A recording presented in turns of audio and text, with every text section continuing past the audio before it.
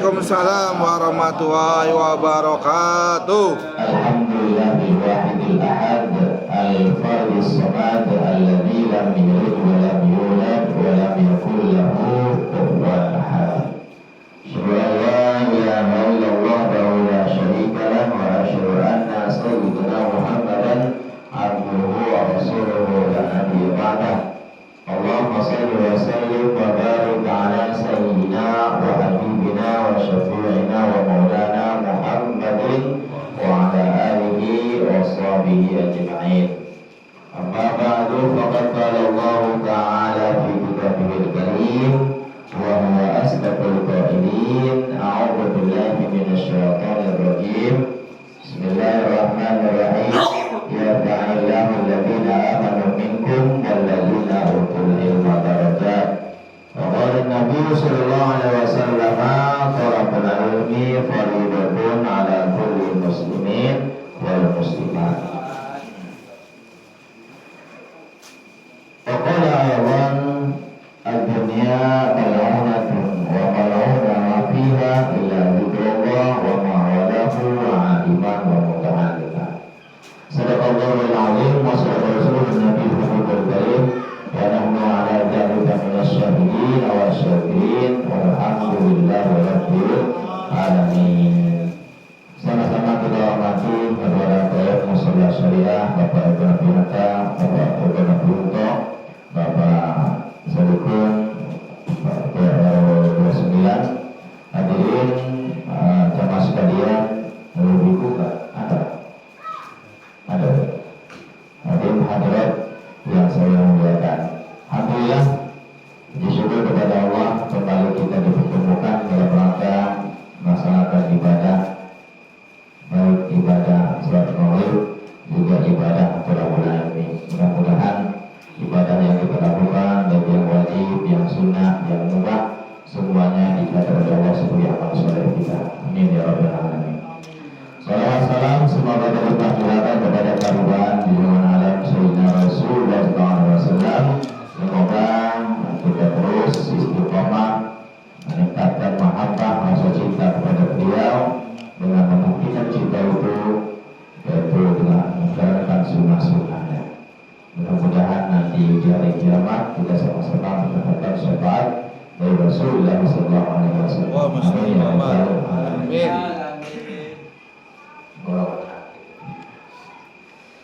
Baik jemaah sekalian, lupa saya sampai mana Bapak Akhir? Bab sholat Jumat ya? Ya, belum selesai belum Pak Ali? Belum. Sampai mana terakhir? Bab sholat Jumat kalau nggak salah. 29 ya. Hadis apa coba bacain? Bab sholat Jumat ya.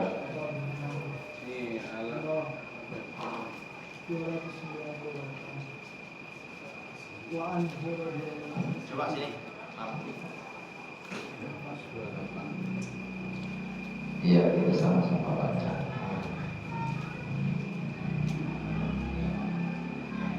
Kita itu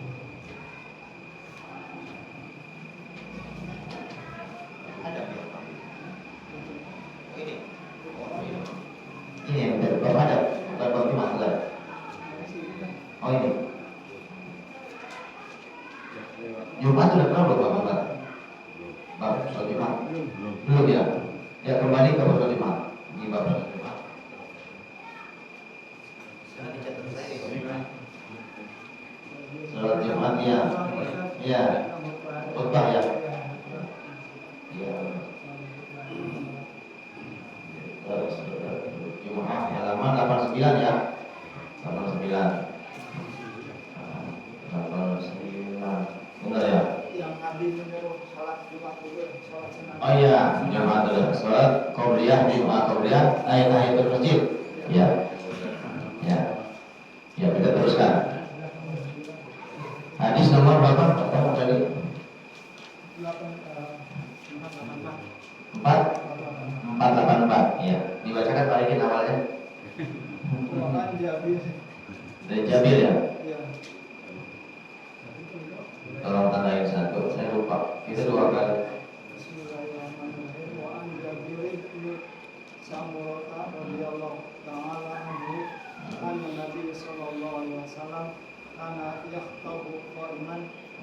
yajlisu summa yaqul. Oh, ya. Ya baik. Ya sampai sana ya. Kita lanjutkan dari hadis Jabir.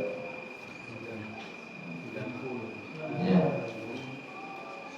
Nomor 90 ya. Sekarang hadis berikutnya. Nah, kalau yang itu sama, makanya di berikutnya. Wa an Ammar ibni Yasir. Bismillahirrahmanirrahim. Bismillahirrahmanirrahim. Bismillahirrahmanirrahim. Bismillahirrahmanirrahim. Wa an Ammar ibni Yasir Ammar bin Yasir radhiyallahu anhu qala sami'tu Rasulullah sallallahu alaihi wasallam sallallahu alaihi wasallam yaqulu inna tula salatir rajuli wa qisara khutbatihi ma'innatun min fiqhihi. Dari sahabat Ammar bin Yasir meriwayatkan bahwa kata beliau Rasul bersabda, "Qala sami'tu," aku mendengar, kata sahabat Ammar, aku mendengar. Siapa yang didengarkan? Rasulullah SAW yaqulu, bahwa Rasul bersabda, Rasul mengatakan, Rasul berkata, inna, bahwa sesungguhnya tula, panjangnya sholatir rajuli, sholatnya seorang laki-laki, maksudnya panjangnya sholatnya seorang imam saat sholat Jumat, ini maknanya karena bab Jumat. Panjang bacaan sholatnya seorang imam di hari Jumat. Wa qisara, dan ringkas atau pendek atau sebentarnya khutbahnya seorang imam, seorang khatib di hari Jumat. Ma'innatun, maka suatu pertanda min fiqhihi, daripada kefaqihan seorang khatib itu. Tahu nggak maknanya? Bahwa khatib itu seyogianya dia ketika sholat itu, sholat Jumat maksudnya, khutbahnya pendek saja, sholatnya agak panjang. Itu pertanda seorang khatib yang berilmu, seorang khatib yang faqih. Jadi sebenarnya yang betul itu khatib sholat Jumat dengan imam itu sepaket, dia kene. Ya, kadang-kadang masjid elit itu khatibnya beda, imamnya beda. Iya. Ya kan ya, tentang dia punya hafiz begitu ya. Yang punya hafal Quran, sebenarnya enggak begitu. Kalau meriwayat baru juga zaman Nabi itu, ya khatib, ya imam sepaket. Biar amplopnya enggak dua. Jadi walaupun ada imam rawatib di masjid itu, tetap saja dia merangkap sebagai imam garis miring khatib. Itu yang betul. Nah, terlihat konteksnya di sini bahwasanya kata Rasul berkita, panjangnya sholatnya seorang imam, pendek khutbahnya seorang imam, itu ma'innatun, suatu pertanda menandakan min fiqhihi, daripada kefaqihan seorang khatib. Jadi gitu ya, tapi kita belum Jumatan ya. Ya siapa tahu udah jadi masjid kan ya. Enggak apa-apa kalau udah padat, yang yang pensiun Pak Sulung udah pensiun. Kalau Pak Riki udah pensiun kan. Ada 40 yang kejedong di sini nggak kerja, nggak apa-apa bikin. Kalau kita sudah berbeda komplek kan, ya kita bisa suatu saat. Tapi nggak tahu kalau di sini menurut syarat kok nggak. Ya, artinya di tengah kita belilah rumahnya Pak Agus ya, kan kita beli semuanya tuh. Lalu pindah jadi masjid itu. Ya nanti kan ilmu nggak apa-apa walaupun kita bermasjid, nah ilmu nggak ada salahnya. Nah jadi umpama nanti kita suatu saat menjadikan syariah sebagai masjid, kita harus tahu bahwa yang namanya khotib ya imam khotib gitu. Walaupun kita punya imam tetap, imam rawatib di sini kita udah punya ya, walaupun nggak dicatat. Imam rawatib itu imam tetap di sini yang bertugas menjadi imam setiap 5 waktu. Jadi mereka bergantian siapa yang ada, siapa yang imam. Utamakan yang paling rankingnya paling tinggi, maka yang imam. Nah, sekarang saya belum cek lagi nih siapa rating yang paling tinggi bacaannya nih. Siapa tahu pas hukum nyalip dari nomor 1 kan. Ya. Nah, jadi yang kita menyeleksi, umpama tahun pertama kita mengadakan Jumatan, umpama sebagai masjid, khotib itu diseleksi pada KM. Ya, lewat Pak Ustadz yang ada di sini, dicek, oh khotib ini bagus nih, tata krama, cara penyampaiannya enak dipahami, nggak bertele-tele, nggak main tangan ketika khutbah gitu loh. Ya, karena dia terikat dengan rukun dan syarat. Walaupun Nabi itu kalau khutbah mukanya merah, serius, lantang, kayak marah gitu kan. Tapi Nabi nggak main tangan begini ya khutbah. Makanya pakai tongkat, nanti harusnya ada. Nabi pakai tongkat atau anak panah ketika beliau khutbah. Artinya bedakan antara khutbah dengan ceramah atau pengajian. Khutbah itu sakral. Jangan nunjuk-nunjuk orang seperti itu nggak boleh. Atau ngelawak juga ngelucu juga nggak boleh. Atau ada sifatnya pertanyaan nggak boleh. Nggak boleh bertanya kepada jamaah. Kenapa? Mereka nggak boleh ngomong. Karena jamaah nggak boleh berbicara. Jadi nggak ada unsur pertanyaan. Bagaimana menurut Bapak? Unsur begitu. Nggak boleh. Maaf nih, suaranya habis. Malam subuh, jam 4 berangkat, jam subuh, 14 manasik lagi untuk berangkat tanggal 27 Desember saya berangkat lagi. Doanya. Ya mana yang mendoakan ya Mas Ali walaupun nggak diposting di grup saya doakan dia berangkat. Jadi Ustaz kok diam-diam baik, tetap saya doakan. Nah, jadi hadis ini kontekstualnya adalah bijaklah kau sebagai khotib, atau ketika kita menjadi khotib bijak. Jumat itu kan waktu tengah hari, ada orang yang sedang bekerja, ya, jadi harus bijak. Baca khotibnya berarti rukunnya aja, rukunnya dipenuhi. Rukun khutbah itu 1. Memuji Allah, 2. Selawat kepada Nabi, 3.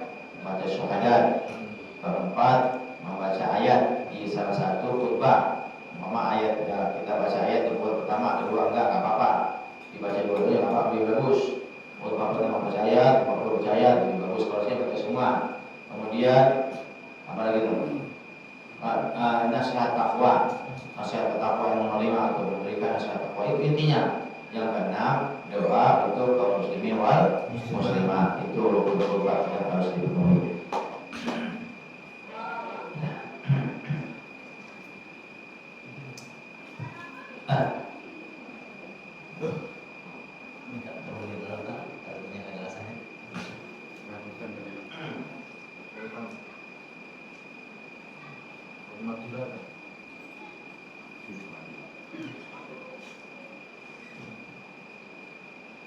Lanjut yang berikutnya.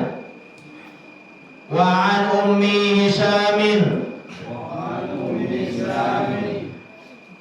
binti Harisata radhiyallahu anha qalat ma akhadtu qaf wal Qur'anil Majid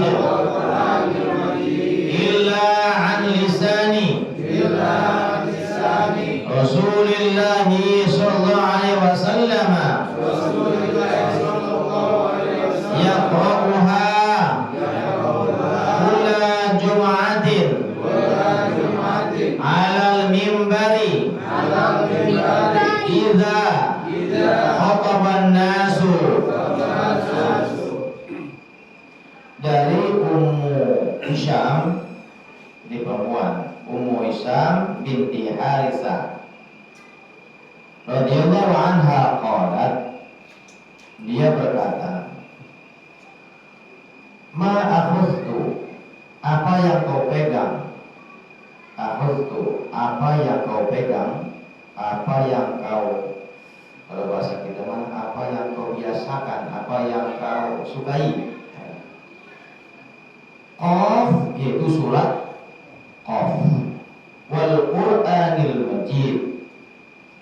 Illa kecuali maksudnya surat Qaf yang surah yang disenangi oleh Rasulullah SAW. Illa kecuali an lisani, dari lisan siapa? Rasulullah SAW. Yaqra'uha, membacakan itu. Rasul menyukai surah Qaf ketika memimpin atau menjadi imam sholat Jumat. Kula setiap Jumatin, sholat Jumat, alal mimbari, di atas mimbar, iza khataban nas. Maksudnya gini, bahwa Rasul ketika khutbah itu sering membacakan surah Qaf ketika Rasul berkhutbah di atas mimbar, menghadap ke manusia, memberikan nasihat kepada manusia. Beliau membacakan ayat itu ketika beliau khutbah di atas mimbar. Rawahu Muslim. Walaupun nggak mesti ini ya.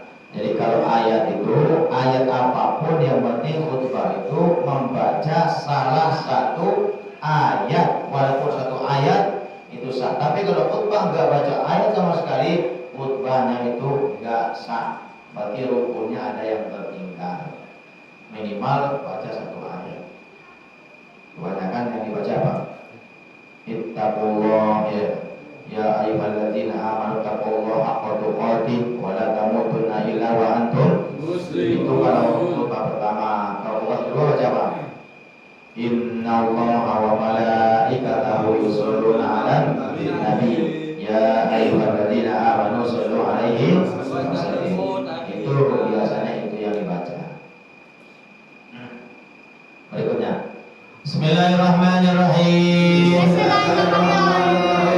Wa an Ibnu Abbas radhiyallahu anhuma qala Rasulullah sallallahu alaihi wasallam man takallama yaumal jumu'ati wal imamu yakhtubu fahuwa kamathalil himari yahmilu asfara wallazi yaqulu lahu ansit laysat lahu jumu'atun.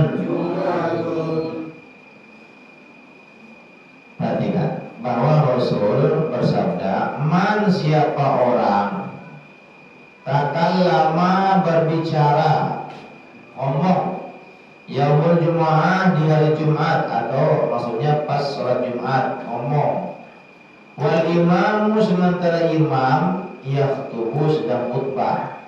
Siapa orang yang ngomong saat berlangsungnya sholat Jumat sementara imam sedang berkhutbah, bahwa maka dia kamasal himari, seperti halnya himar. Apa himar? Keledai. Maka dia seperti himar, orang yang ngomong saat khutbah Jumat berlangsung berbicara. Maka dia seperti himar, kamasal himar yahmilu asfara, yang memikul kitab suci. Nih ganjaran hukuman bagi orang yang ngomong saat khutbah berlangsung, maka dia bagaikan diibaratkan sama Rasul seperti himar, keledai. Apa keledai? Keledai itu simbol atau binatang bodoh. Simbol kebodohan manusia itu ya himar. Jadi yang kedua, gede omong, banyak omong, banyak bacot. Kalau bahasa sini bacot mulu kerjanya. Jadi himar itu soalnya gede gitu. Diibaratkan Rasul seperti himar. Nabi yang bilang sama saya seperti keledai. Kenapa disebut bodoh? Himar memikul kitab suci. Orang yang berbicara ketika khutbah berlangsung bagaikan himar memikul kitab suci. Yang dipikul apa? Kitab suci, Quran. Tapi yang memikul binatang. Berarti sama dengan Jumatan.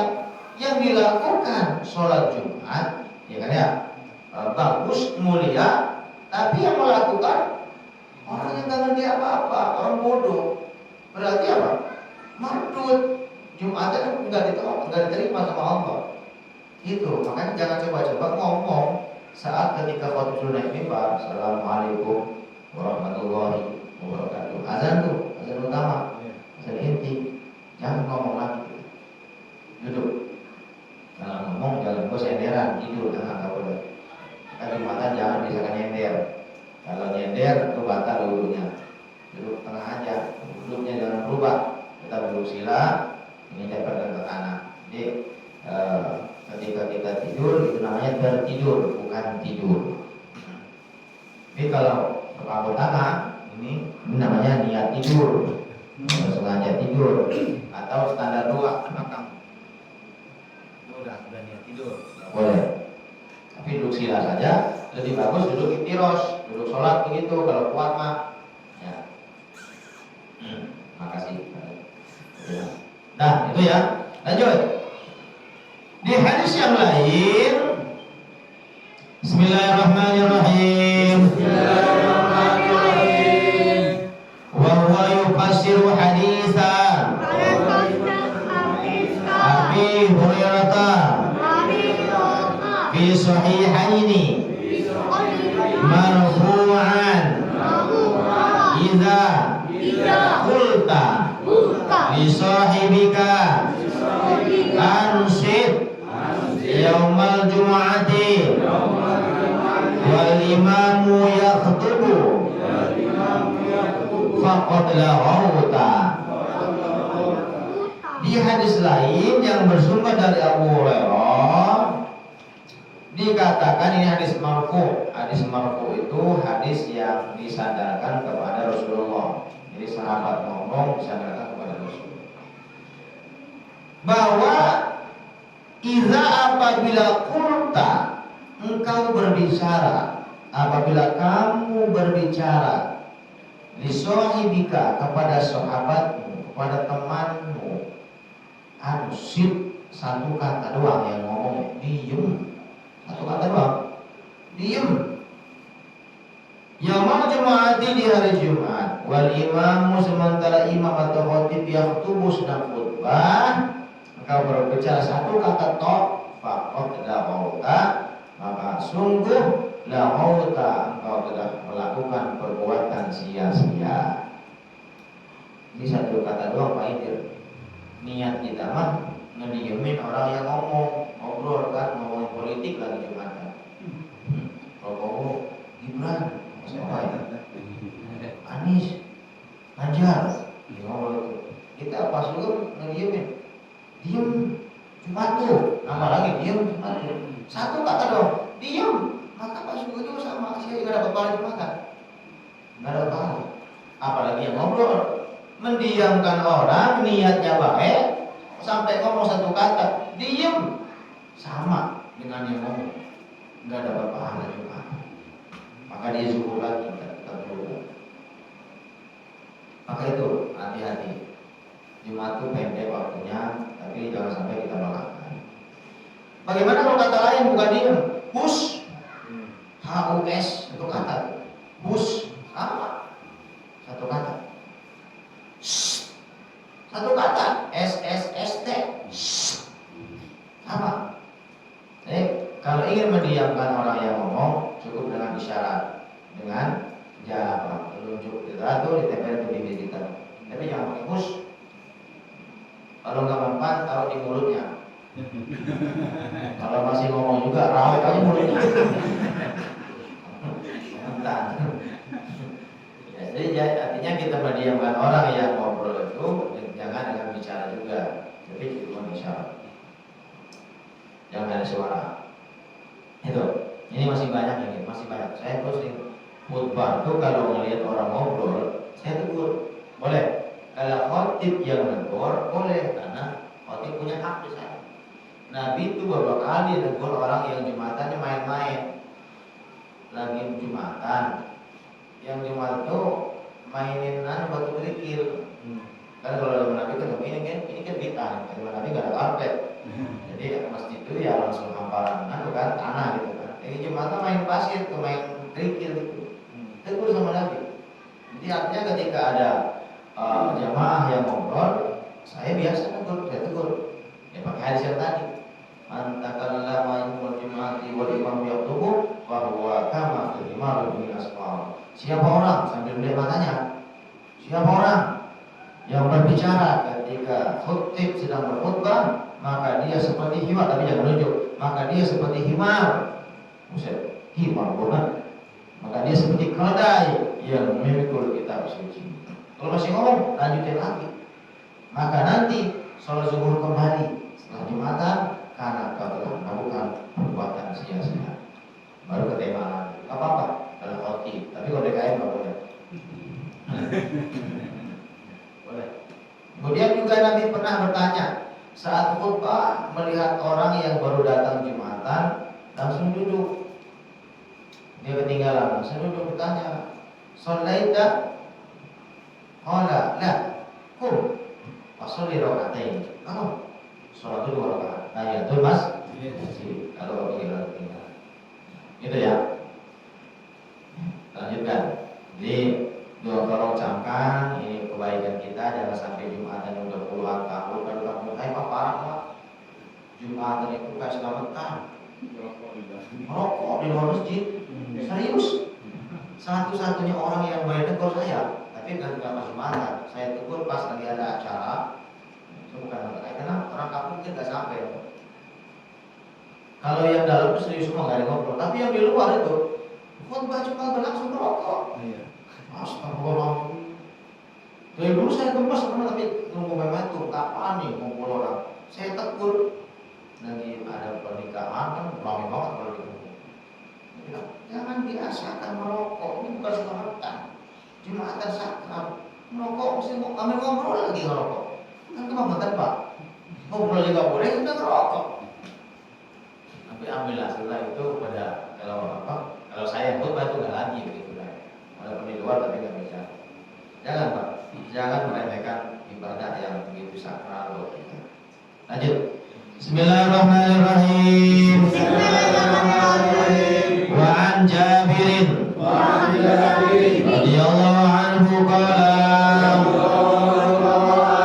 dakhala rajulun yawmal jum'ati an-nabiy sallallahu alaihi wasallam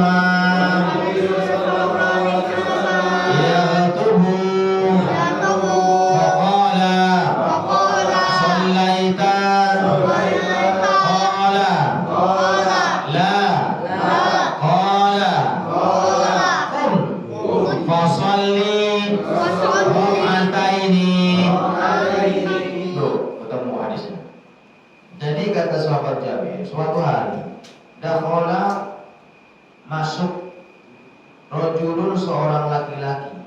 Nama laki-laki ini namanya Sulaik al-Ghatafani.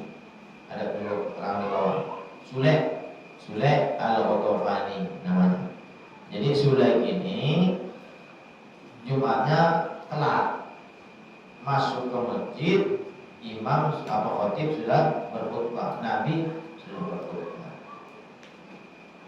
Faqala maka Nabi berkata kepada siapa? Sulaik. Sallaita, apakah kamu telah sholat?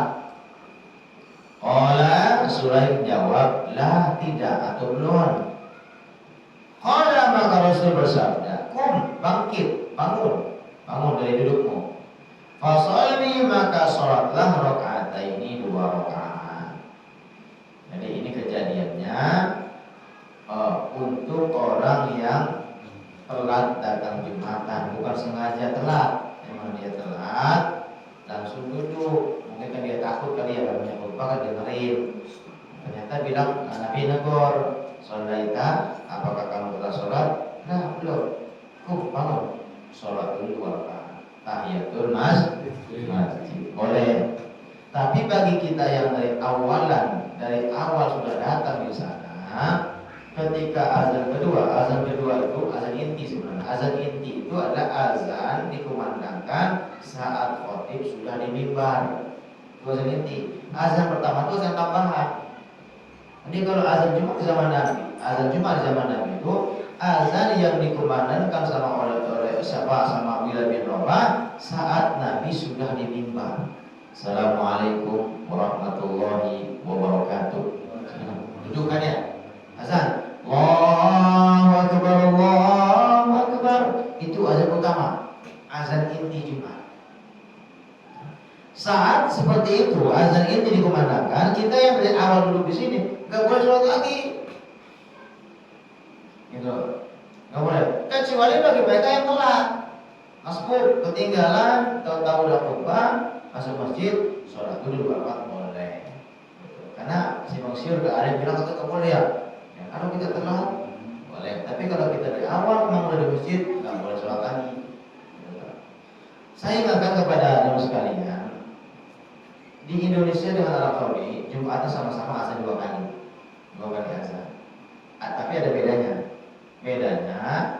Azan yang pertama di Arab Saudi itu dikumandangkan sebelum masuk waktu zuhur sebagai azan peringatan bahwa hari Jumat. Setengah jam kurang lebih itu azan, belum waktu masuk waktu zuhur.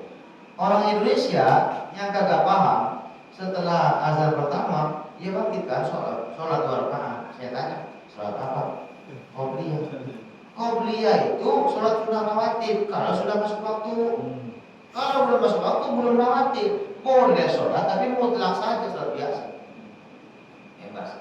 Tapi kalau qobliyah belum masuk waktu nggak boleh. Sementara di kita Indonesia sama-sama azan 2 kali, tapi azan pertama itu sudah masuk waktu zuhur. Maka setelah azan pertama disitulah qobliyah. Gitu Pak. Boleh kita karena belum azan inti, sementara waktu zuhur telah masuk. Itu bedanya ya. Jadi kalau orang jangan kaget, masalah sholat qobliyah. Sementara kalau sudah azan kedua atau azan inti di sana makamannya, ya kita jangan sholat lagi, duduk saja dengan kaki. Gitu. Juga di sana itu kalau setelah habis sholat 5 waktu, mau maghrib apapun, bisa zuhur, asar, subuh itu setelah sholat wajib ada sholat maid, bangkit sholat maid, sholat jenazah. Karena yang meninggal ada saja di sana. Jadi ba'diyah itu setelah jenazah, boleh nggak? Boleh. Kenapa balik jenazah duluan? Karena status hukumnya kalau sholat jenazah di situ hukumnya fardu kifayah. Kalau ba'diyah hukumnya sunnah. Maka didahulukan jenazah dulu karena hukumnya fardu kifayah, baru sunnah ba'diyah. Setelah ya sholat jenazah nggak ada rukun dan sujud. Lepas kali takbir, assalamualaikum warahmatullahi wabarakatuh. Lalu kita langsung takbir untuk ba'diyah. Kalau sholat yang ada ba'diyahnya, itu perbedaannya. Jadi konteks hadis ini menceritakan menyatakan bahwasanya boleh bagi seorang yang telah datang Jumatan, imam sedang khutbah, kita sholat dulu sebelum duduk mendengarkan khutbah. Ini menurut kita.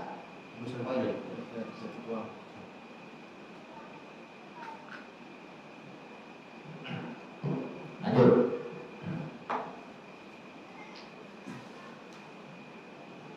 Kemudian satu lagi, ini buat pengalaman saja. Kalau sholat Jumat di Mekah itu dia suka baca ayat sajadah, ya kan?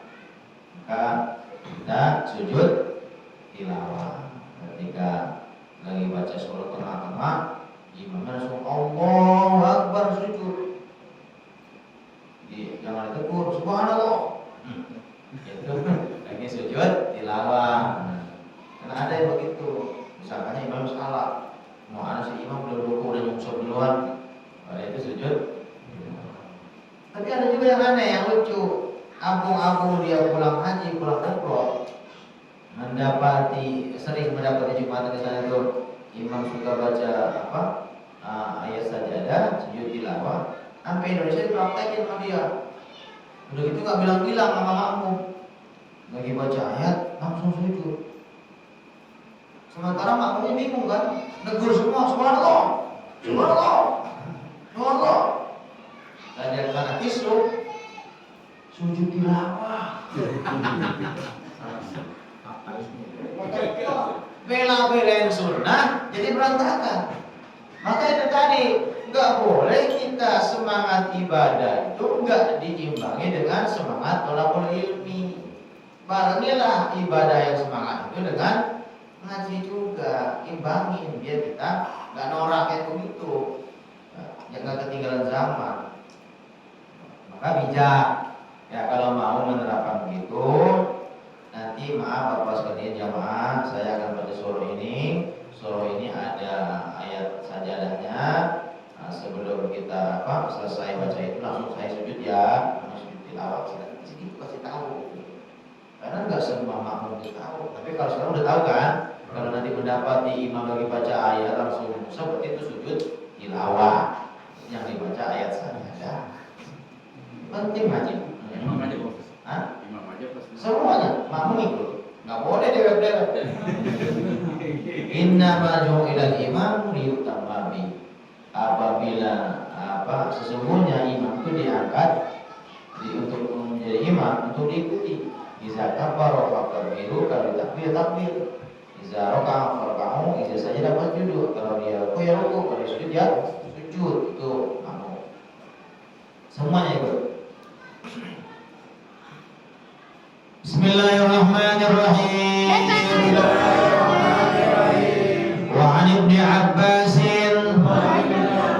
radhiyallahu anhuma anna Nabiyya sallallahu alaihi wasallam kana yaqra'u fi salatil jum'ati suratal jum'ati munafiqin. Hadis Muslim bahwa Nabi itu kata Abdullah bin Abbas. Abdullah Abbas itu sahabat yang cerdas ya. Beliau itu ada, kalau kita ke Taif itu ada makam beliau, makam Ibnu Abbas, namanya Abdullah bin Abbas. Ada makmurnya, ada makamnya, ada perpustakaannya, itu ada masjidnya, Masjid Abdullah bin Abbas.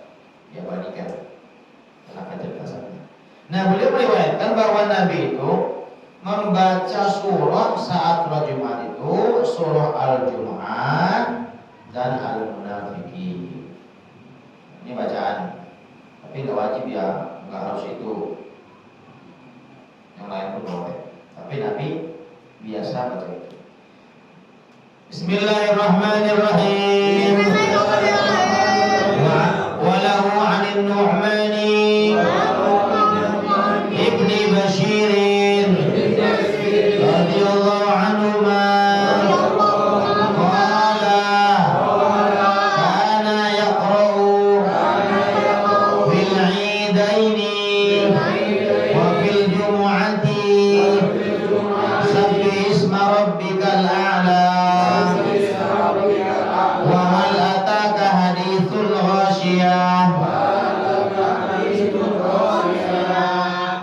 Dari Nu'man bin Bashir, Nabi itu setiap sholat Id 2 hari raya, apakah Idul Fitri, Idul Adha, wa fil Jum'ati, dan sholat Jumat, surah yang dibaca itu Sabbih isma rabbikal a'la atau al-a'la.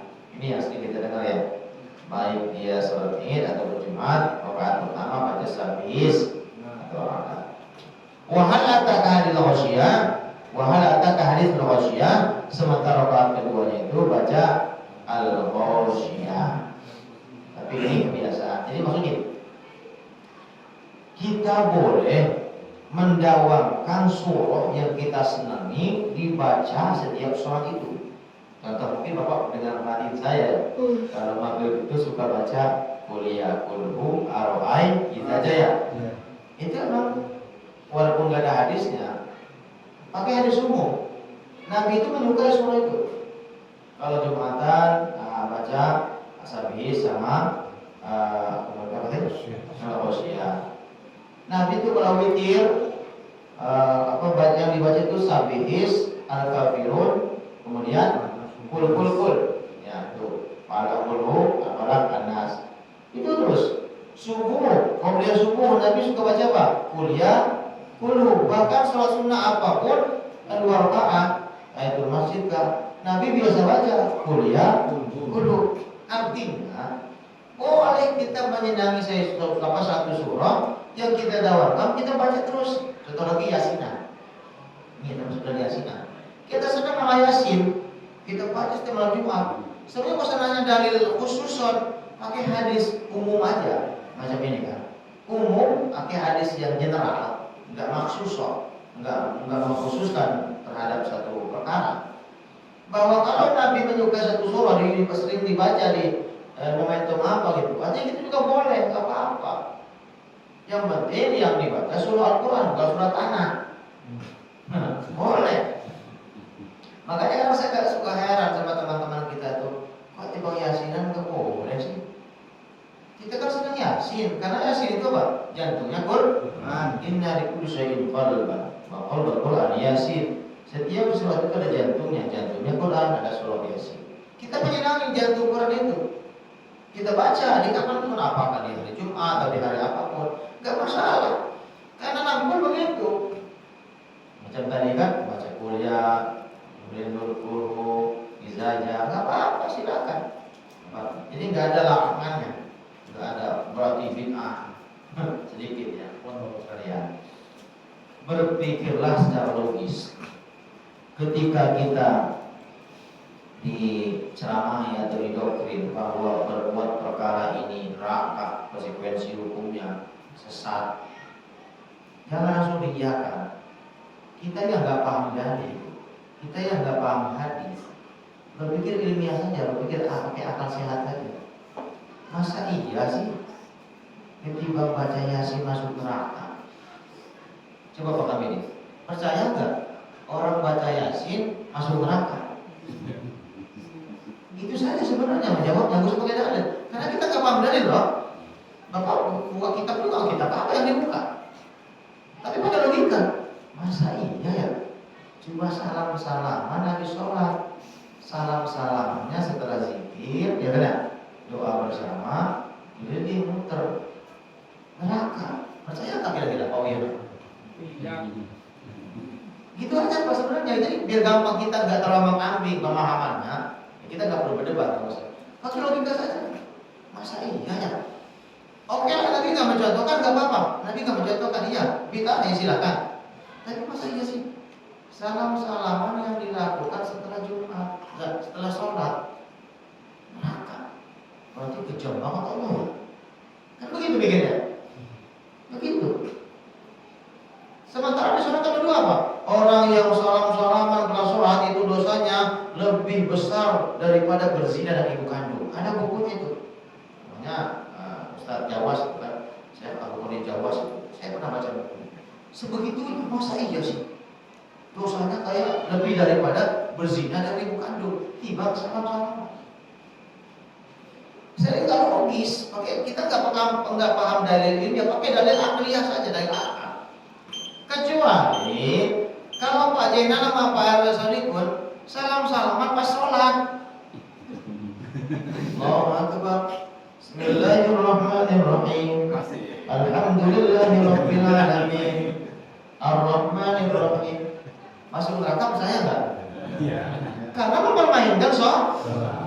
Benar, begitu.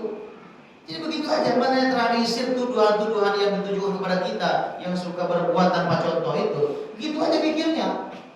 Maulid, bukan kita memuji, bukan. Saya ngajak kita berpikir secara waras, menyikapi tuduhan itu agar kita kadang-kadang orang yang nggak paham dalil, nggak apa tersudut.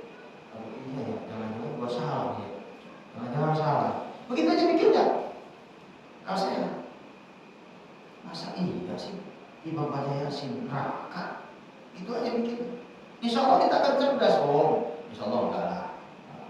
Jadi segala sesuatu yang tidak dicontohkan tapi tidak menabrak syariat, namanya mengubah boleh. Man sanna fil islami sunnatan hasanatan falahu ajruha wa ajru man amila biha. Siapa orang yang menciptakan sesuatu yang baru baru dalam Islam yang tidak ada contoh dari Nabi, maka itu namanya bid'ah hasanah, sunnah hasanah. Maka dia mendapat pahala dari orang yang melakukannya, meneruskannya. Pertanyaan saya, kita salam-salaman habis sholat itu ada yang ngajarin, ada yang mencontohkan nggak? Ada nggak? Enggak, bukan Nabi. Guru kita ngajarin nggak begitu? Yang ngajar di sini ngajar nggak salam-salam habis sholat? Artinya kita nggak ngarang-ngarang karena ada guru kita yang ngajarin. Kalau itu salah, guru itu bilang jangan, itu nggak boleh. Nggak boleh itu. Sementara dalam hadis Imam Ahmad, ma ra'al muslimuna hasanan falahu 'indallahi hasanun. Wa ma ra'al muslimuna qabihan falahu 'indallahi qabihun. Apa yang menurut pendapat para ulama itu baik, maka itu baiklah menurut Allah. Berarti Allah ikuti ulama dong. Maksudnya mustahil ulama yang kebanyakan itu menyesatkan kita. Pasti mereka diridhoi sama Allah. Kecuali kalau satu ulama. Kalau ulama jamaah, banyak ulama mengajarkan kita salam-salaman walaupun nggak ada contohnya, kan itu baik. Hablum minallah wa hablum minannas. Menyeimbangkan ibadah yang dua, vertikal, horizontal itu tadi, agar seimbang. Ke Allahnya baik, ke manusia baik, itu salam-salaman. Itu maksudnya. Sekalipun hal itu tidak ada contoh maksus dari Nabi. Kalau Nabi salaman tidak pernah. Ketemu sahabat salam-salaman. Tapi nggak kayak kita muter itu kan. Tapi yang kita lakukan itu kan setelah kelar semua toh. Sholatnya udah kelar, duit udah kelar, doa udah kelar, baru salam-salam. Begitu cara menindaklanjuti tuduhan-tuduhan yang kadang-kadang menyudutkan kita. Ini maksud menghibur kita semua. Jangan merasa tersudut, waduh, gue nih kalau bid'ah asal neraka. Jangan. Pede lah dengan amal itu. Selagi guru kita mencontohkan, guru kita tidak melarang, dan secara logika itu enggak bertentangan dengan akal sehat kita, lakukan saja. Itu walaupun tidak ada contoh. Tapi kalau menurut ma'ra'al muslimuna qabihan, apa yang menurut kaum ulama itu qabih atau enggak baik atau jelek, bahwa innallahi qabihun, maka Allah pun berpendapat itu tidak baik. Kenapa? Innal ulama warasatul anbiya. Ulama itu pewaris Nabi. Inna ummati la tajmi'u ala dolalatin. Umatku enggak bakal sepakat yang namanya dolalah sesat. Enggak bakal mereka barang-barang ini satu kita enggak bakal. Iza ra'aytum ikhtilafan, kalau kamu melihat perbedaan di kalangan kita, solusinya buat kita adalah fa'alikum bisawwatil hasan. Ikutlah yang mayoritas. Insyaallah kita aman. Nah, baik. Tidak termasuk menyukai siapapun, tapi buat kita saja. Buat kita saja. Kalau kita melakukan sesuatu yang kata-kata dalilnya, pikir logika, apakah itu menyalahi aturan logika. Kecuali kalau umpama Pak Jenal sholat maghrib 4 rakaat, boleh. Itu pendapat syariat. Bismillahirrahmanirrahim. Wa an Zaid ibni Arqam radhiyallahu anhu ma qala shalla an-nabiyyu sallallahu alaihi wasallam al-'ida thumma rakhasa fil jum'ati thumma qala man syaa an yusalli falyusalli. Hadis ini nih baru ketemu bahwa kata Zaid bin Arqam, sholat Nabi, sholat telah sholat siapa? Nabi sallallahu alaihi wasallam al-ida, sholat id. Nabi telah sholat id. Selesai sholat id. Summa kemudian rokhoso, Nabi memberikan keringanan atau rukhsah fil jum'ati, di sholat Jumatnya. Artinya konteks hadis ini, cerita awalnya adalah hari raya jatuh pada hari Jumat. Ketemu nih yang sering berdebatkan. Jadi awal kisah Nabi sholat Id Kelar sholat id, beliau summa rakhasa, memberikan keringanan fil jumati untuk sholat Jumatnya. Summa qala, maka Rasul bersabda, man syaa, siapa orang yang ingin sholat Jumat di hari raya Idul Fitri atau Idul Adha, ayyusolli, untuk sholat, falyusolli, maka sholatlah. Artinya tidak diwajibkan sholat Jumat kalau hari Jumat itu bertepatan dengan hari raya Idul Fitri, Idul Adha. Tapi entar dulu, jangan dipahami segitu. Begini, banyak yang distorsi, salah kaprah dengan hadis ini. Abang-abang ada keterangan begitu, baca terjemahan langsung praktekin. Idul Adha bertepatan dengan hari Jumat. Sholat idnya berangkat, Jumatnya ta'adwa. Karena hadis ini. Padahal dari segi hukum saja, sholat itu hukumnya apa? Sholat id. Nah, Jumat yang sunnah dilakoni, yang wajib itu begini ya. Lalu kenapa kok hadis ini keluar? Makanya kalau ketemu hadis begini, yang kita nggak paham, tanya ke guru, maksudnya hadis ini Pak Ustaz. Kok Jumat diperbolehkan nggak sholat Jumat dulu? Ini konteksnya adalah Nabi berbicara kepada orang-orang pedalaman yang mereka itu dari hutan, dari pedalaman itu kalau mau ke masjid itu 2 hari atau 1 hari sebelumnya. Hari Rebo mereka berangkat ke masjid sampai hari Jumat pagi. Jadi kalau mereka pulang lagi Jumatan, ya nggak udah. Maka Nabi memberikan keringanan. Nah kita, Pak Eko rumah di situ. Soal Jumat nggak ngikut, ngikut di panitia. Ngapain di rumah? Pakai ini. Gampang bikinnya, kan ya? Salat itu hukumnya sunnah, Jumat hukumnya wajib. Al-Jum'atu haqqun wajibun ala kulli muslimin fi jama'atin illa arba'ah aw khamsah. Jumat itu hak yang wajib bagi setiap muslim secara berjamaah, kecuali ada 4, ada 5. Kita ambil yang 5. Kecuali 5 yang jadi wajib Jumatan. Yang pertama Abdul Mamlukin, hamba sahaya. Kemudian imra'atun, perempuan, sobiyun, anak-anak, maridun, orang sakit, musafirun, orang sedang dalam perjalanan. Mereka sunnah Jumat bagi yang 5 ini. Bagi yang 5 ini hukumnya sunnah. Bagi perempuan sunnah. Jumatan boleh nggak perempuan? Boleh. Nggak mesti zuhur lagi. Kalau kita mah jarang. Di Arab biasa. Maka Madinah perempuan Jumatan dan nggak perlu zuhur lagi. Sudah menggugurkan. Baru bagi mereka sunnah, tapi itu sudah menggugurkan kewajiban sholat zuhur.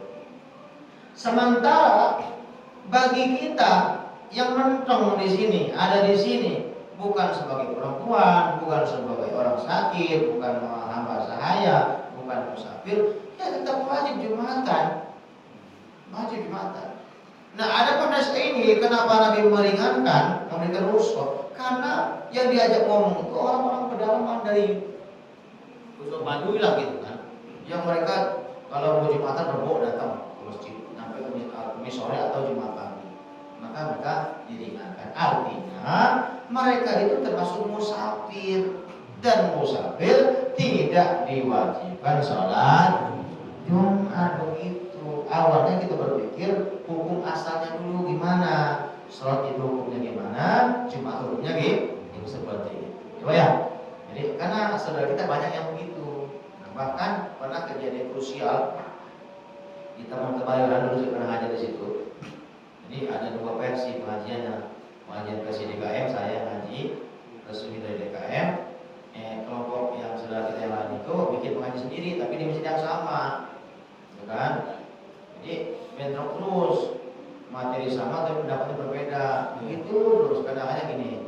Jadi gini aja, kalau Bapak puyeng nih mana yang benar, Ustadz yang ngajar di sana, yang di hari itu yang mana? Saya minggu kedua, dia minggu keempat.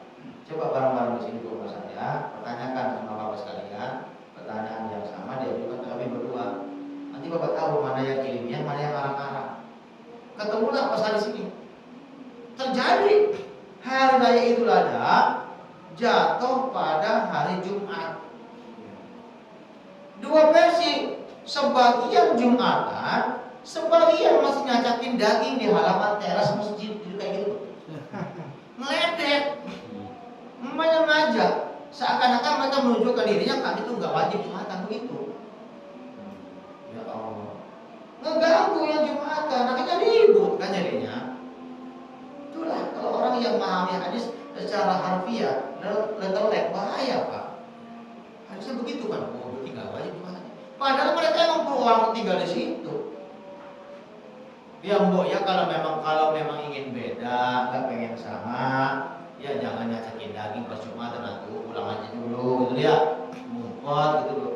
Jangan kok main ngajak nunjukin bahwa kami itu begini, kami itu nggak sama dengan kalian tuh nggak boleh. Silakan kalau mau beda silakan beda, tapi jangan merasa seakan-akan kami yang paling benar, jangan seperti itu. Bukan nggak boleh beda, silakan beda. Lagi intinya sekalian, jangan mudah terombang-ambing dalam pemahaman baik tauhid ataupun fikih atau ibadah. Kenapa Bapak suka terombang-ambing? Nah, sedikit saya kasih tahu. Ini rahasianya. Kita yang awam pemahaman agama itu gampang terdoktrin, gampang kita tarik dulu terombang-ambing. Kadang-kadang ikut pemahaman begini, kadang begitu. Tahu nggak kenapa? Karena Bapak sudah melupakan guru ngaji kampung kita yang lusuh, umel, jelek, pakaiannya sarungnya wadimor, gajah duduk, pecinya udah pada bulu. Padahal mereka lah guru besar kita yang ngajarin alif bata sajim. Betul Pak? Alif bata sajim, a o dal dal. Sekarang gak ada begitu, a bata saja a o. Gak ada. Alif kalau mau membaca Quran dieja alif patah a, alif kasroi, alif doma'u, alif ma patah ma, ta patah ta, ma doma'mu, maka udah gak ada ya? Saya tanya ke Bapak sekalian, jujur deh Bapak, masih ingat gak sama guru yang ngajar Bapak itu? Masih hidup? Masih hidup. Oke, masih hidup. Kalau masih hidup, pulang kampung ditengok nggak? Tengok. Bagus. Kalau masih hidup, pernah nggak ngasih hadiah? Kalau masih. Lalu setiap habis sholat, pernah nggak disebut namanya? Belum. Itu. Astagfirullahaladzim. Sadar atau tidak? Itulah yang membuat kita gampang terombang-ambing, ikut aliran sono, aliran sini. Padahal yang ngebenerin kita, yang mencetak kita pertama kali mengenal alif lempeng, ya alif lempeng, alif batas sajim, itu beliau. Yang ngajarin kita sholat Allahu Akbar kabira, walhamdulillahi katsira. Kita bisa begini karena beliau, Pak. Ya kan?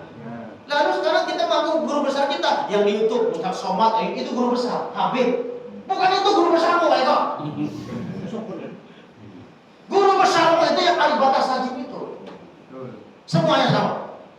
Maaf sedikit marah untuk Habibnya sendiri. Karena kasihan guru kampung kita, mereka lah guru besar kita. Kenal alif batas sajim, potong, pasang foto di rumahmu, Pak. Jangan yang baru kita kenal kita pasang. Itulah guru besar kita. Nah, semua. Kalau saya pasang menurut saya, itu kadang-kadang kita gampang terlalu bagus kalau pola kita pajang, tapi apakah kita pajang di hati kita orang yang mengenalkan kepada kita Al-Quran yang ngajar kita tombang-tombang sujud ruku? Apakah beliau kita pasang foto di dada kita? Gak usah di dinding, di dada kita pasang. Dibaca doa, didoakan setiap saat. Insya Allah kita nggak bakal gampang terombang-ambing. Maaf, sedikit serius, bukan marah nih, bercanda sebenarnya. Benar ya, itu Pak kunci. Maka kenapa orang pabrik gampang kena? Ini rahasia. Saya pernah tersesat. Ini curahan hati saya. Tersesat gitu, awalnya saya lupa dengan mereka semua. Kita sekarang udah bisa belajar Quran. Mereka yang berjasa, Pak. Sekarang aja kita bisa menilai guru besar, Ustaz ini alim ini enggak. Padahal mereka yang mencetak kita bisa begini, Pak. Saya begini kenapa? Sama diomelin saya ketika pulang kampung. Suatu hari mandi Ditanya, kamu sekarang pintar kan? Enggak begitu mah, kata saya. Guru juga. Saya tanya, guru besar kamu siapa kan?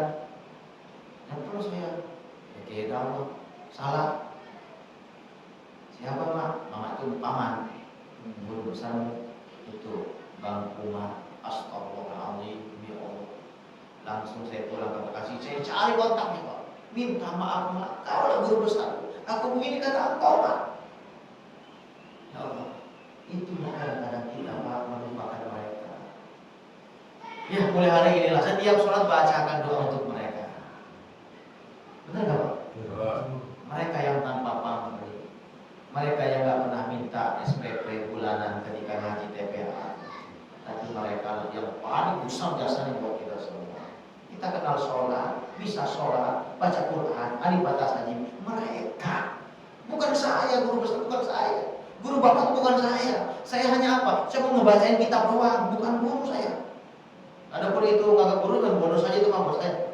Tapi bukan saya, guru bapak itu bukan saya, mereka guru bapak itu. Yang di kampung-kampung yang rusuh itu, yang kumel itu, yang jelek itu, yang kita nggak anggap itu guru besar. Bukan saya, bukan yang ada di sini. Ini baru kenal sini kita, bukan. Itu khawatir saya lebih diabul-abulin daripada guru-guru bapak itu. Saya khawatir seperti itu. Karena saya pernah tersesat karena demikian. Saya ya, ya maaf agak sedikit menggebu-gebu. Nah inilah rahasia kenapa kita gampang ditarik sono, tarik sini, tarik sono, tarik sini. Karena merupakan sumber ilmu yang pertama kita gali ketika kita mengenal Al-Quran, bahkan dengan Allah Subhanahu wa Ta'ala. Wallahu a'lam bishawab. Barangkali ada pertanyaan, silakan itu. Ya, masalah bab Jumat Ustaz. Pada saat khotib khutbah, kadang kan kita itu ngantuk Ustaz ya. Untuk melawan hawa nafsu ngantuk tadi, kita tuh kadang berzikir, bermati, kadang kita sholawatan. Nah, kadang saking asiknya kita berzikir, bersolawat, jadi isi khotib itu kadang nggak ini Ustaz, masuk begitu kan? Itu gimana Ustaz? Itu pertama Ustaz, yang kedua ini Ustaz, kita kan perokok Ustaz, ya, kadang tidak sadar, kadang itu ya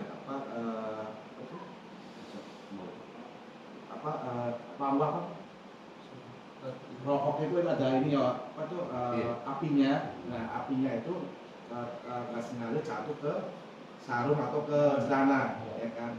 Cuma lubangnya dikit kok nggak besar, ya kan. Cuma pas di paha kan gitu kan. Cuma kalau kita kelihatan nih, kalau kita kelihatan nih, ya kan. Aku mau melihatannya, itu kan aurat Ustaz. Itu gimana Ustaz? Sah nggak Ustaz itu? Belum. Ya. Syarat salah satu syarat sahnya sholat menutup artinya aurat harus ditutup. Kalau kita nggak tahu dan tidak ada yang mengingatkan, ya sama sekali nggak tahu. Tapi ketika orang udah sholat, karena dulu pernah ya, di sini kan pernah ada imam, bukan orang sini, orang luar. Jadi imam pakai celana, turutannya kelihatan. Kan saya tegur, benar nggak berani tahu ya? Saya tegur, Mas, itu turutanmu kelihatan. Harusnya ketika ditegur itu, dia sholat turun ke awalnya.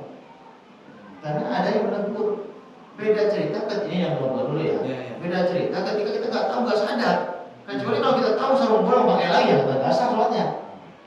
Tapi kalau kita nggak tahu sarung itu bolong tanpa sepengetahuan kita, ya boleh. Tapi kalau kita tahu, nggak sah sholatnya. Karena salah satu walaupun sedikit tetap aja membuka aurat, kelihatan auratnya, gitu Pak. Makanya kalau mau ngerokok ya hati-hati, gitu kan. Jangan sampai kalau habis ngerokok dicek dulu nih bolong apa enggak, gitu. Ya begitu. Kemudian yang pertama, pertanyaan pertama tentang tidur. Itu Ustaz. Jadi gini, pada saat khotib ini khutbah, kadang kan kita di pertengahan, kadang kita itu ngantuk Ustaz. Untuk lawan hawa ngantuk itu, kita berzikir Ustaz, dalam hati atau selawatan gitu, untuk mengurangi itu Ustaz. Gimana Ustaz? Baik mendengarkan khutbah itu bagian dari zikir. Awas hati-hati. mendengarkan khutbah Jumat bagian dari zikir. Jangan menyibukkan zikir yang lain. Bukan berarti zikir itu gak bagus, bagus. Tapi tahu tidak, mendengarkan khutbah itu yang rukun itu bagian dari zikir. Kalau kita sibuk zikir lain, akhirnya itu tadi ngaco. Karena kita sibuk dengan zikir kita, telinga nggak mendengarkan khotib, akhirnya nggak masuk tuh ilmunya, nggak masuk nasihatnya. Nggak boleh. Bukan nggak boleh zikirnya, nggak boleh zikir di waktu mendengarkan khotib. Kenapa? Itu bagian dari zikir, itu kan bagian rangkaian ibadah kita. Bagian rangkaian sholat Jumat kita, di mana kita nggak boleh ngomong seperti hanya sholat. Sholat boleh ngomong nggak sholat? Khutbah juga sama, karena rukun, itulah. Maka kita dengarkan itu sudah zikir, fokus. Itu untuk kita. Tapi untuk si khotib juga sama. Kalau khutbah tong panjang-panjang. Ya, cuma buat orang ngantuk, Pak. Kalau di pabrik, di kantor ada khutbah yang panjang tuh nggak boleh dipakai lagi. Percaya dah. Langsung dicoret di belas PT mah. Apa-apaan orang belum makan, orang pada ngantuk. Coret. Nah, makanya kalau saya suka diperpanjang SK saya di PTP. Kenapa? Saya pendek aja. Kalau Pak ada tulisan khutbah maksimal 15 menit, saya 10 menit. Kalau ada tulisan khutbah maksimal 10 menit, 5 menit ya. Disenangin kita. Yang penting kan nasihat takwanya sampai. Yang penting rukunya dibacakan semua. Gitu loh. Buat khotib. Nah, buat kita sebagai makmum yang sudah kadung kejebak sama khotib yang kepanjangan, ya sabar aja dah. Ya. Nah, tapi ntar protes ketika buat apa lama. Apa-apa gitu loh. Demikian. Ada lagi silakan. Cuma enggak. Itu cara bertakbir tangan itu seperti apa Ustaz? Karena saya melihat ada jamaah, ada seperti kayak tangan dilempar seperti itu doang. Maksudnya jadi memang di khususnya di jamaah sini bukan banyak gitu. Sebenarnya ini udah pernah kita bahas ya dulu pas sifat sholat, bahwa angkat tangan ketika takbir itu, ingat, angkat tangan saat takbir itu ada 4 timing, 4 waktu. Pertama takbiratul ihram, angkat tangan. Yang kedua takbir hendak ruku. Yang ketiga angkat tangan saat takbir iktidal. Yang terakhir angkat tangan ketika takbir bangkit dari rakaat kedua. Nah, mau ketiga itu adalah angkat tangan. Di mana posisi? Mungkin dulu pas nanya bolos nih Pak. Jadi nggak apa-apa, bagus, namanya ngaji gitu, dibahas lagi itu angkat tangan saat kita takbir dalam sholat itu hanya ada 2 tempat, Pak. Yang pertama hadwa mankibaihi, di hadapan bahu ya, bukan dada. Kalau ini apa? Seperti dada, tapi bahu. Pertama nih di hadapan bahu. Posisi telapaknya ke depan, ke kiblat, bukan begini. Yang kedua, ini yang saya pakai, sejajar dengan daun telinga, bahkan nyentuh ujung telinga di atas. Allah. Jadi rongganya ketarik rongga dadanya. Allah. Bukan begini, tapi hadap kiblat. Allah. Begini udah boleh, udah benar.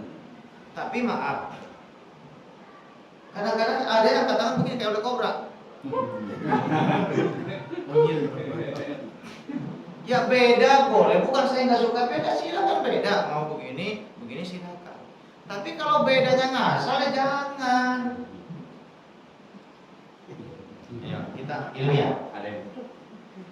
Seluruh gerakan sholat itu ada filosofisnya. Kalau bahasa filsufnya ya, ada maknanya gerakan. Coba kita mulai dari takbir. Takbir aja yang saya main. Takbir kalau Allahu Akbar. Ucapan kan ya? Itu wajib kan? Takbir ihram, rukun. Allahu Akbar. Hati ini mengamini, mengiyakan apa kata lisan tadi itu. Karena sholat itu terdiri dari 3 zikir. Zikrul lisan, zikrul qalbi wa zikrul af'al atau zikrul arkan, zikir perbuatan, gerakan. Lisan Allahu Akbar. Hati menerjemahkan, mengamini, mengiyakan apa kata lisan. Allah Maha Besar. Betul? Tangan ngapain? Diangkat. Tangan diangkat sebagai bukti bahwa, sebagai simbol bahwa kita berpasrah diri kepada yang Maha Besar. Jadi pas itu angkat tangan, yang namanya pas itu begini, bukan begini. Coba pikir pakai logika. Ada maling ketangkep, kata polisi, angkat tangan. Angkat tangan. Udah Pak, mana? Tuh. Percaya nggak polisi? Polisi kan nyuruh nyerah, nyerahlah. Kamu ketangkap, nyerah kepadaku. Kamu ketangkap, angkat tangan. Udah Pak, mana? Tuh. Bukan angkat tangan, namanya unyil. Maaf, bukan ngeledek ya. Tapi ya heran kok. Ada begini sodri Pak, bukan menkibahi. Bukan dua bapak, dua pundak, dua bahu. Yang betul ini. Allahu Akbar. Allahu Akbar seperti itu. Yang ketinggian juga nggak boleh. Maksimal sejajar dengan ketika Allahu Akbar atau Allahu Akbar. Nggak apa-apa, beda. Beda kocok-kocok.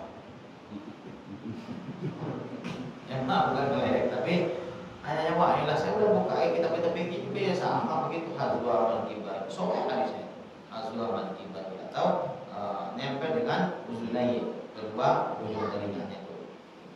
Itu karena ini kita posisi yang betul, di mana posisi kedua telapak tangan saat takbir dalam sholat. Allah akan bersolat. Lagi cukup. Ya baiklah, demikian kan. Banyak nih. Mudah-mudahan apa yang kita kaji ada manfaatnya. Mohon maaf atas segala kekurangan, kesalahan. Jangan diambil. Yang marah-marah jangan diambil. Yang lucu jangan diambil. Saya nggak marah, cuma menasihati diri sendiri dan untuk kita semua. Jangan sampai kita salah jalan, salah ambil dalam mengambil ilmu dari guru. Demikian Al-Fatihah. Bismillahirrahmanirrahim. Alhamdulillahirabbil alamin arrahmanirrahim maliki yaumiddin. Iyyaka na'budu wa iyyaka nasta'in ihdinas siratal mustaqim. Shiratal ladzina an'amta 'alaihim ghairil maghdubi 'alaihim waladdallin. Amin. Ya mujibas sa'ilin, Allahumma shalli wa sallim ala sayyidina Muhammad wa ala ali sayyidina Muhammad. Allahumma inna nas'aluka ilman nafi'an wa 'amalan mutaqabbalan wa rizqan halalan thayyiban mubarakan wa shifaan min kulli da'in. Rabbana atina fid dunya hasanah wa fil akhirati hasanah wa qina adzabannar. Wa sallallahu ala sayyidina Muhammad wa ala alihi wa sahbihi. Wassalamualaikum warahmatullahi wabarakatuh. Waalaikumsalam warahmatullahi wabarakatuh.